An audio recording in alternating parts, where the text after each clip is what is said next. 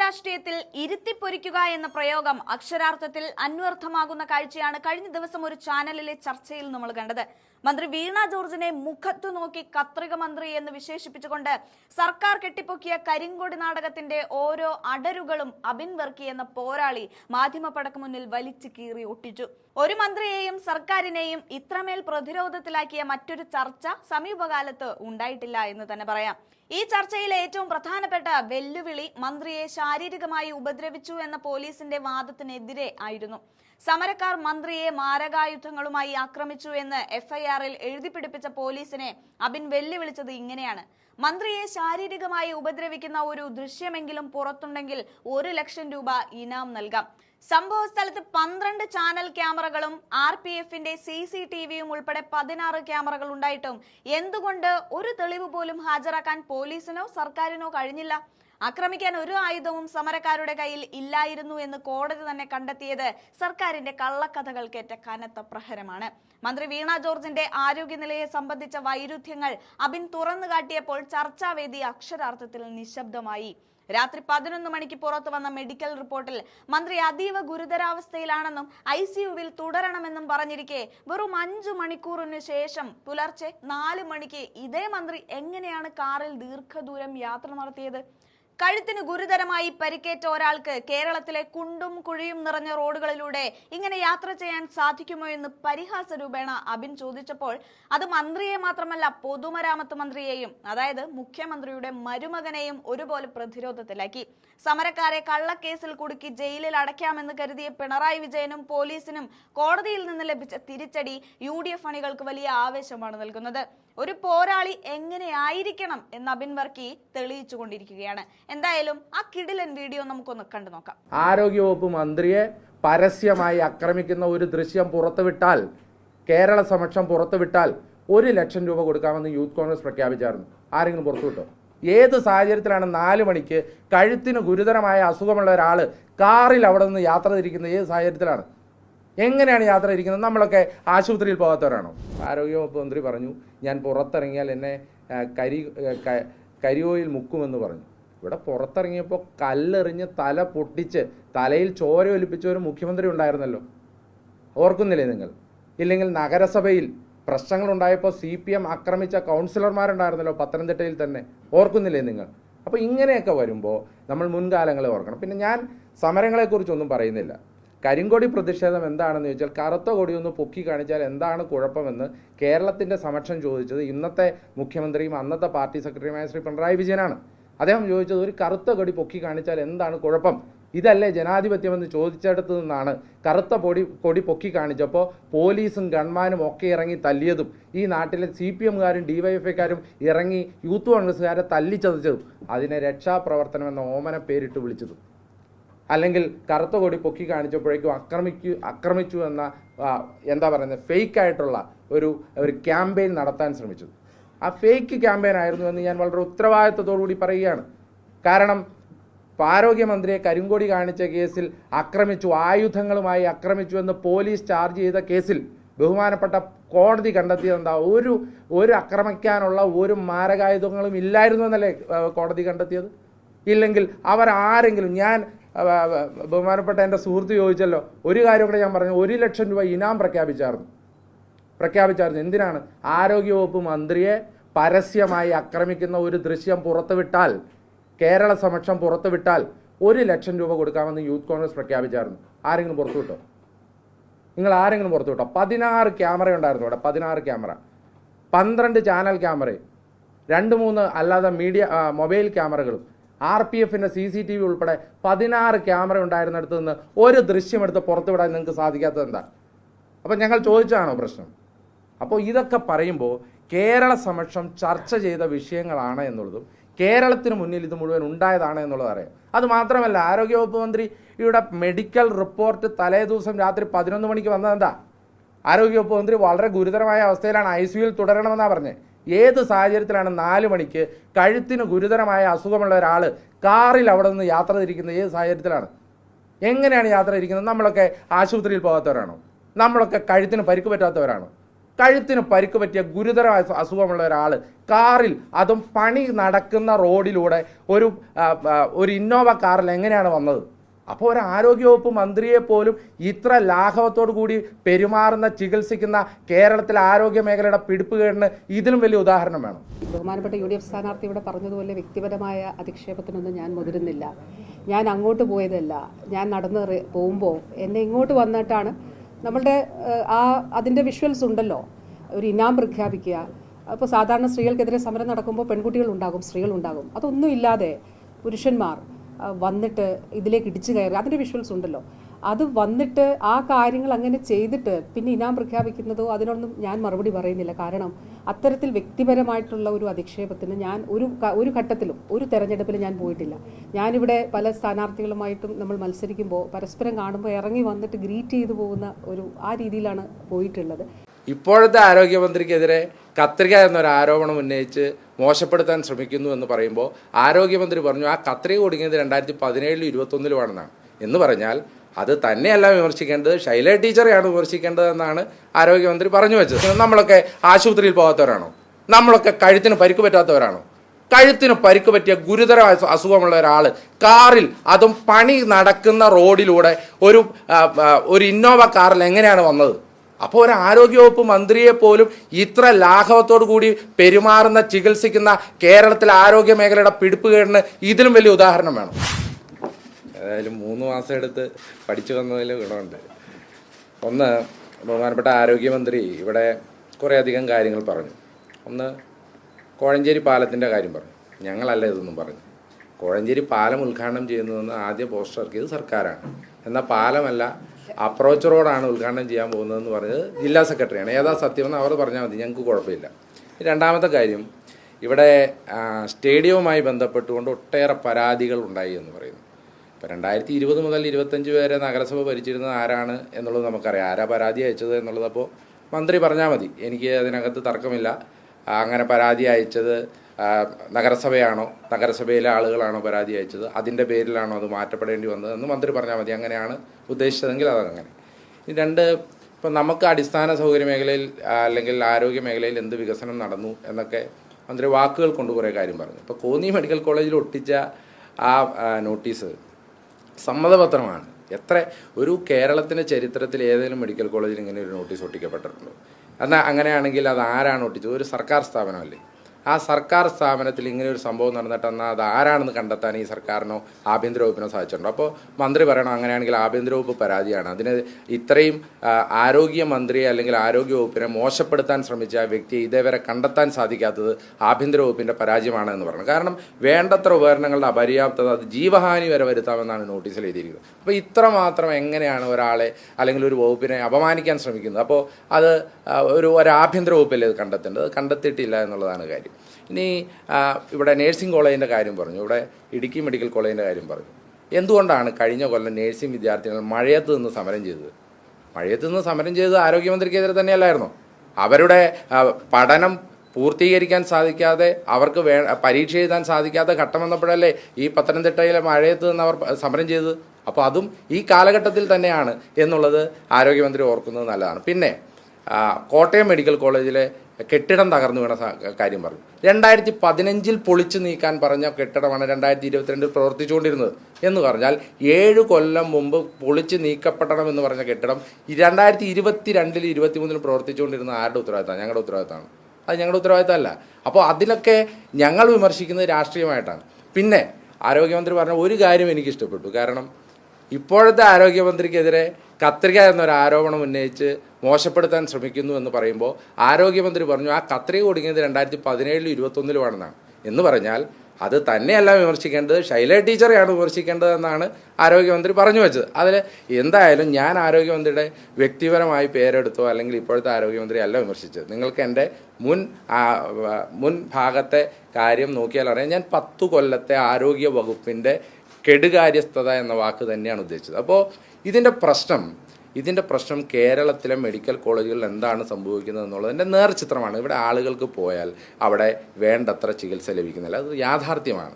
2, നമ്മൾ എത്രമാത്രം വാക്കുകൾ കൊണ്ട് കെട്ടിപ്പൊക്കാൻ ശ്രമിച്ചാലും ഡോക്ടർമാർ, ഇപ്പോൾ ഡോക്ടർ ഹാരിസ് വളരെ മികച്ച ഡോക്ടറാണ് എന്ന് പറഞ്ഞത് ആരോഗ്യമന്ത്രി തന്നെയാണ്. ആ ഹാരിസ് ഡോക്ടറാണ് പറഞ്ഞത് ഇവിടെ വേണ്ടത്ര ശസ്ത്രക്രിയയ്ക്ക് വേണ്ട ഉപകരണങ്ങളില്ല, ഇവിടെ വേണ്ടത്ര സൗകര്യങ്ങളില്ല, ഇവിടെ വേണ്ടത്ര മരുന്നുകളില്ല. ഒരു ഡോക്ടർ തന്നെ പറഞ്ഞേ, ആരോഗ്യമന്ത്രി ഏറ്റവും നല്ല ഡോക്ടർ എന്ന് ക്രെഡിറ്റ് കൊടുത്തൊരു ഡോക്ടർ എന്ന് പറയുമ്പോൾ, അപ്പോൾ ആരോഗ്യമന്ത്രിയുടെ വാക്കിനെ ഞാൻ വിശ്വസിക്കുകയാണെങ്കിൽ, എൻ്റെ ആരോഗ്യമന്ത്രിയുടെ വാക്കിനെ ഞാൻ വിശ്വസിക്കുകയാണെങ്കിൽ ആ ഡോക്ടറുടെ വാക്കിനെ ഞാൻ വിശ്വസിക്കണ്ടേ? അപ്പം അതല്ലേ ഞാൻ വിശ്വസിച്ചത്.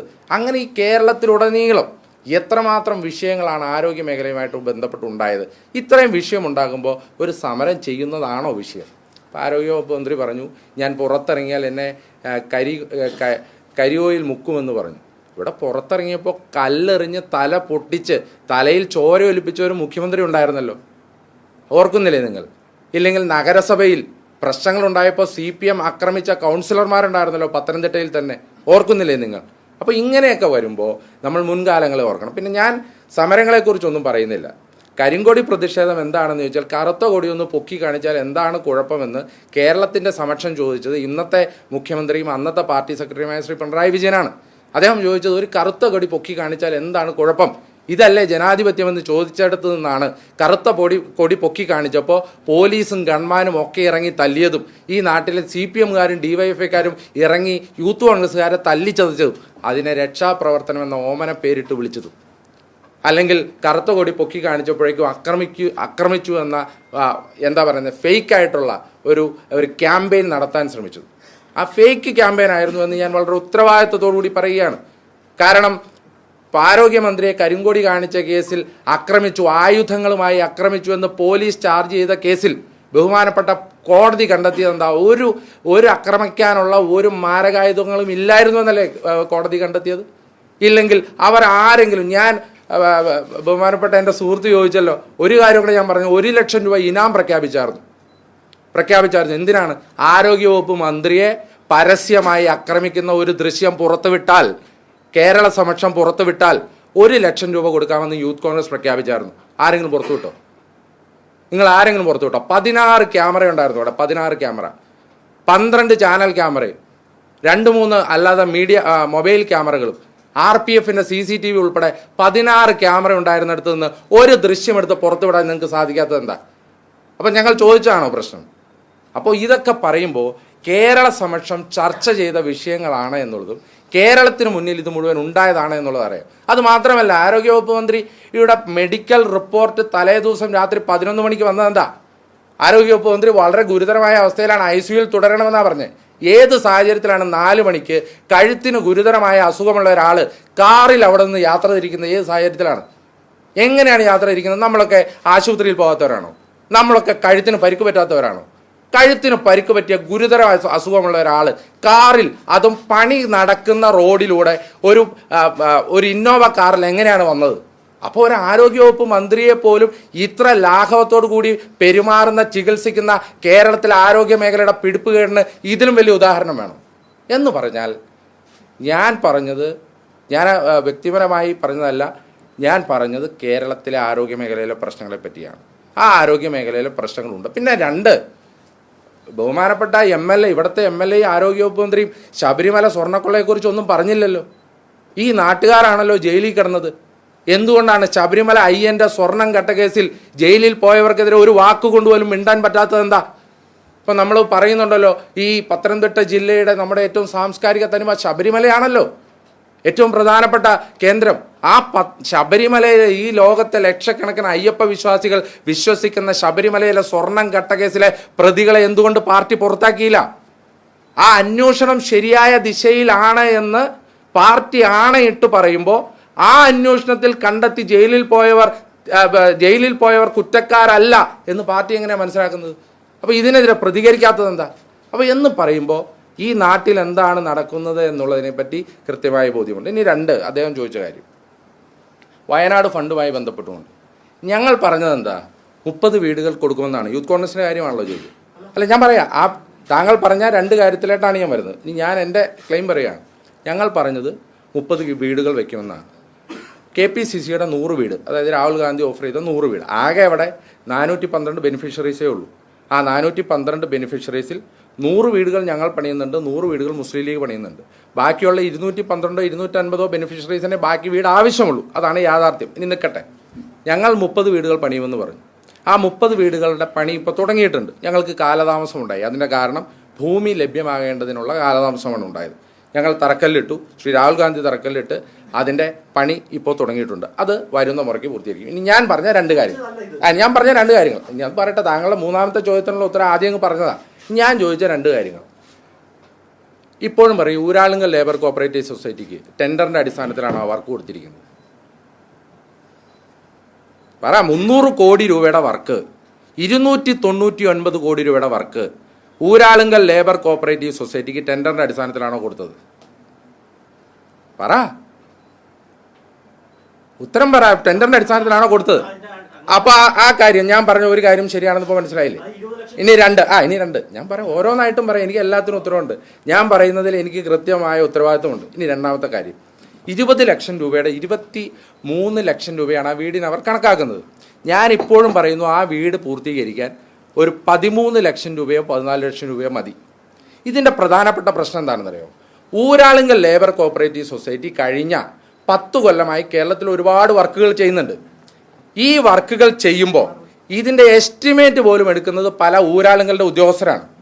ഈ 23 ലക്ഷം രൂപയുടെ വീട് 13 ലക്ഷം രൂപയ്ക്ക് പൂർത്തീകരിക്കാൻ സാധിക്കും. കാരണം അതിൻ്റെ എർത്ത്ക്വേക്ക് റെസിസ്റ്റൻ്റ് എന്ന് പറഞ്ഞാൽ എന്താണ്, അല്ലെങ്കിൽ അവിടെ ഈ ഡിസാസ്റ്റർ റെസിസ്റ്റൻ്റ് വീടുകളുടെ പ്രത്യേകത എന്താണ്, അതിലുപയോഗിക്കുന്ന മെറ്റീരിയലാണെന്ന്. 2, അതിൻ്റെ പൈലിങ്ങുമായി ബന്ധപ്പെട്ട ഫൗണ്ടേഷനാണ് 2. ഈ 2 കാര്യങ്ങളിലും വളരെ ചീപ്പ് കോസ്റ്റ് ആയിട്ട് അത് ചെയ്യാൻ പറ്റുമെന്ന് ഈ നാട്ടിലെ ഏറ്റവും പ്രധാനപ്പെട്ട ശങ്കർ ഉൾപ്പെടെയുള്ള ഏറ്റവും പ്രധാനപ്പെട്ട ആർക്കിടെക്റ്റുകളൊക്കെ പറഞ്ഞിട്ടുണ്ട്. അത് അങ്ങനെയാണ് താൻ. ഇപ്പോൾ റാട്ര ബോണ്ട്, ഫില്ലർ സ്റ്റാബ്, ഇങ്ങനെയുള്ള ഒരുപാട് ടെക്നോളജികളുണ്ട്. ഇത് വെച്ച് 13 ലക്ഷം രൂപയ്ക്ക് ആ കെട്ടിടം പൂർത്തീകരിക്കാൻ പറ്റുമെന്നുള്ളത് ഞാൻ പറഞ്ഞത് അതിപ്പോഴും നിലനിൽക്കുകയാണ്. 2, 299 കോടി രൂപയുടെ വർക്ക്. ഈ വർക്കിൽ 150 കോടി രൂപയ്ക്ക് മുകളിൽ എന്താണ് അവിടെ വർക്ക് നടക്കുന്നത്? ഇപ്പം 20 ലക്ഷം രൂപ, ഞാൻ വീണ്ടും പറയും, താങ്കൾ ചോദിച്ചു നന്നായി. 20 ലക്ഷം രൂപയുടെ വീട് ഒന്ന്. ആ 20 ലക്ഷം രൂപയുടെ എത്ര വീടാണ് പണിതത്? 400 വീടല്ലേ പണിതേ? ഇപ്പം എത്ര കോടിയായി? 80 കോടി. ബാക്കി 300 കോടിയിൽ എന്താണ് അവിടെ പണിത്? ഒന്ന് പറഞ്ഞാൽ മതി. അല്ല, അത് പറയാം. അത് രണ്ടാമത്തെ ചോദ്യമാണ്. എൻ്റെ ഈ ചോദ്യത്തിൻ്റെ ഉത്തരം പറയട്ടെ. അത് കഴിഞ്ഞ് ഡിവൈഎഫ്ഐയുടെ പറയും. അത് കഴിഞ്ഞ് ഡിവൈഎഫ്ഐയുടെ കൃത്യമായി ചോദിക്കാം. എനിക്കറിയാം 300 കോടി രൂപയുടെ വർക്കിൽ ഈ 400 വീടിൻ്റെ 80 കോടി രൂപയ്ക്ക് അപ്പുറം എന്താണ് പണിതത്? പറഞ്ഞു. അല്ല, ഞാൻ പറയാ. അപ്പൊ അതിന് ഉത്തരവില്ലല്ലോ. അപ്പൊ ഞാൻ അപ്പൊ എന്റെ അവ്യക്തത, എന്റെ ഉത്തരത്തിലെ അവ്യക്തത, അതായത് സർക്കാർ 300 കോടി രൂപയുടെ ഊരാളുങ്കലിന് കൊടുത്ത വർക്കിൽ ഈ പറയുന്ന തുകയുടെ അവ്യക്തതയുണ്ട് എന്നുള്ളത് വ്യക്തമാണ്. നിങ്ങൾക്കില്ലല്ലോ. നിങ്ങളെപ്പോലെ പരിണിത പ്രജ്ഞനായ ഒരു മാധ്യമ പ്രവർത്തകന് അവ്യക്തത ഉണ്ടെങ്കിൽ ഞങ്ങൾക്കൊക്കെ അവ്യക്തതയുണ്ട്. അപ്പോൾ ആ കാര്യത്തിൽ ഒന്നാമത്തെ ഉത്തരം കഴിഞ്ഞു. ഇനി അടുത്ത ചോദ്യം, ഡിവൈഎഫ്ഐ എന്നാണ് 20 കോടി രൂപ സർക്കാരിന് കൈമാറിയത്? പറ. അല്ല, പറ, എന്നാ കൈമാറി? അല്ല, എനിക്ക് ഡേറ്റ് ഓർമ്മയുണ്ട്, അതുകൊണ്ടാണ് പറഞ്ഞത്. എന്നാ കൈമാറിയത്? പറഞ്ഞു. തീയതി ഏത് മാസമായിരുന്നു? ഓർക്കുന്നില്ലേ? അല്ല, അതങ്ങനെ പോവല്ലേ. പറ, ഏത് മാസമാണ് കൈമാറിയത്? ഡേറ്റ് എന്നാ ഞാൻ പറയാം. ഏപ്രിൽ മാസത്തിലാണ്. ഏപ്രിൽ മാസത്തിൻ്റെ 2025 ഏപ്രിൽ മാസത്തിൻ്റെ 23 മറ്റോ ആണെന്നാണ് എൻ്റെ ഓർമ്മ. 20 കോടി രൂപയുടെ ചെക്ക് അല്ലേ കേരളത്തിലെ ദുരിതാശ്വാസ നിധിയിലേക്ക് കൈമാറി. ഒരു ചെക്ക് കൈമാറുന്നത് ആ ദുരിതാശ്വാസ നിധിയിലേക്ക് 20 കോടി രൂപ കൈമാറണമല്ലോ. എന്നിട്ടാണല്ലോ മുഖ്യമന്ത്രിക്ക് തുക കൈമാറുന്നത്. മുഖ്യമന്ത്രിയുടെ പ്രസംഗം എന്താ? 20 കോടി രൂപ ഇവർ കൈമാറി എന്നുള്ളതല്ലേ. ഞാൻ ഇപ്പോഴും ഉത്തരവാദിത്തത്തോട് കൂടി ചോദിക്കുന്നു, 20 കോടി രൂപ ദുരിതാശ്വാസ നിധിയിൽ വന്നിട്ടുണ്ടോ? ആ ദിവസം വന്നിട്ടുണ്ടോ? അല്ലല്ല, ഞാനതാ പറയുന്നേ. അന്ന് വന്നിട്ടുണ്ടോ ഇല്ലയോ? അന്ന് വന്നിട്ടുണ്ടോ ഇല്ലയോ? ഞാൻ ചോദിച്ച ചോദ്യം വളരെ വ്യക്തമാണ്. ശരി, അന്ന് അതിന്റെ ഉത്തരം പറയാം. 2025 ഏപ്രിൽ 23 20 കോടി രൂപ ഡിവൈഎഫ്ഐ ദുരിതാശ്വാസ നിധിയിലേക്ക് കൈമാറി എന്ന് പറയുന്ന ദിവസം 20 കോടി രൂപ കൈമാറിയിട്ടില്ല. ഞാൻ വീണ്ടും ആവർത്തിച്ച് ആ സ്റ്റേറ്റ്മെന്റ് ഒന്നുകൂടെ പറയുന്നു. 20 കോടി രൂപ കൈമാറി എന്ന് പറയുന്ന ദിവസം കൈമാറിയിട്ടില്ല. എന്നാണ് ഡിവൈഎഫ്ഐ പുറത്തുവിട്ട കണക്ക് പ്രകാരം കൈമാറിയതെന്നറിയാവോ? 2026 ജനുവരി മാസം 5-ാം തീയതി എന്ന് പറഞ്ഞാൽ 10 മാസത്തിന് ശേഷമാണ് 15 കോടി രൂപ കൈമാറിയത്. ഞാൻ പറഞ്ഞത് തെറ്റുണ്ടോ? അപ്പോൾ ഞാൻ ചോദിച്ചിട്ട് ഈ 10 മാസം ഈ 15 കോടി രൂപ കൈ പിടിച്ചു വെച്ചിട്ടുണ്ടെങ്കിൽ അത് എന്തിനായിരുന്നു? എന്തിനായിരുന്നു? അപ്പൊ ഈ 15 കോടി രൂപയുടെ ഒരു വർഷത്തെ പലിശ ഒന്ന് ആലോചിച്ച് 1 കോടി രൂപ മേളിൽ ഒരു ആ പൈസ എന്താ ചെയ്തവര്? എന്താ ചെയ്തേ? ഇനി 1, ഇനി 2, ഇനി 2. മിനിസ്റ്റർ അല്ല, ഇത് അഴിമതിയല്ലേ? 2025 ഏപ്രിൽ മാസത്തിൽ 20 കോടി രൂപ കൈമാറിയെന്ന് പറഞ്ഞു. അന്ന് കൈമാറിയിട്ടില്ല. ആ തുക കൈമാറിയത് 2026 ജനുവരി മാസത്തിലാണ്. 10 മാസം ഈ തുക ഡിവൈഎഫ്ഐയുടെ അക്കൗണ്ടിൽ കിടന്നു. ഡിവൈഎഫ്ഐയുടെ അക്കൗണ്ടിൽ കിടന്നു. ഈ ഡിവൈഎഫ്ഐയുടെ അക്കൗണ്ടിൽ കിടന്ന് ഡിവൈഎഫ്ഐയുടെ സ്റ്റേറ്റ്മെന്റാ പറയുന്നത്. ഈ അക്കൗണ്ടിൽ കിടന്ന പൈസ അപ്പൊ കൈമാറി എന്ന് പറഞ്ഞ തുക കൈമാറാതെ 10 മാസം അക്കൗണ്ടിൽ കിടന്നതിന് ആരാണ് ഉത്തരവാദി? ഇനി ഞാനൊരു കാര്യം പറയട്ടെ, അല്ല എന്നാ മിനിസ്റ്ററിന്റെ ഉത്തരം പറഞ്ഞാൽ മതി. ഈ 10 മാസം ആ പണം എന്തിനാണ് ഡിവൈഎഫ്ഐ അക്കൗണ്ടിലിട്ടത്? അല്ല, മിനിസ്റ്റർ പറഞ്ഞാൽ മതി. അല്ലല്ല, ഞാൻ പറയുന്നത്